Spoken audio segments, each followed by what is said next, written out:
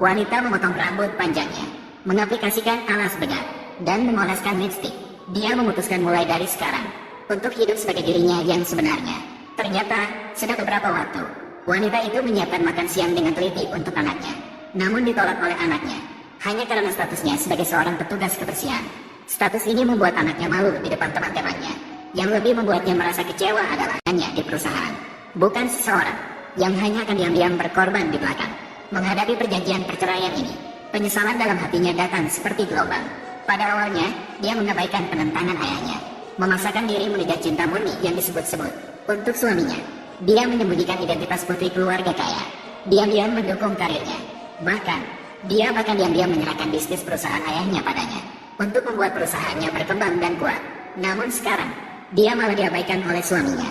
Ketika anak laki-laki mengetahui bahwa orang tuanya akan bercerai, dia bahkan tersenyum dan memuji ayahnya, mengatakan bahwa dia sudah tidak ingin memiliki wanita yang membuatnya malu.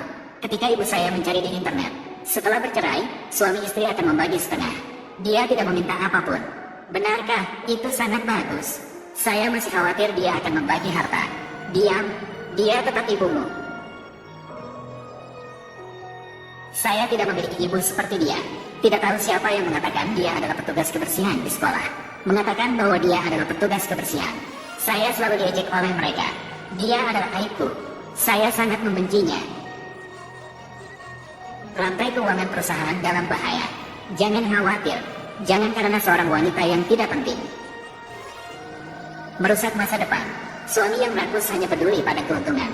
Dia sama sekali tidak tahu bahwa istrinya telah dirawat di rumah sakit karena kelelahan berlebihan. Setelah diperiksa oleh dokter, dia mengetahui bahwa dia menderita kanker. Itu merupakan pukulan dari suami dan anaknya, yang membuat kondisinya tiba-tiba memburuk. Dan sahabat wanitanya adalah seorang dokter.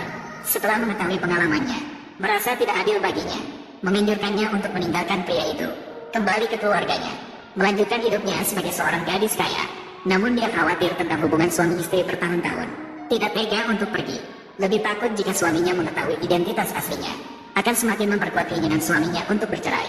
Saat dia masih bimbang, apakah harus memberitahu suaminya kebenaran.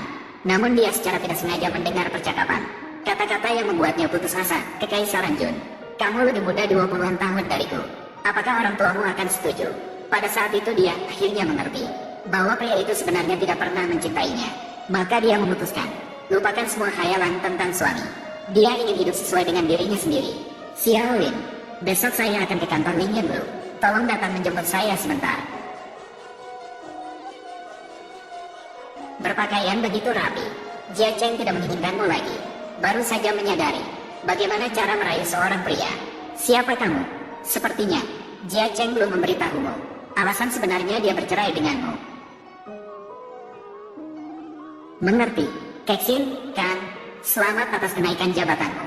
Tidak heran Lu Jia Cheng tidak menginginkanmu. Sebuah tulang rawan, dianggap sebagai saingan saja sudah memalukan. Saingan?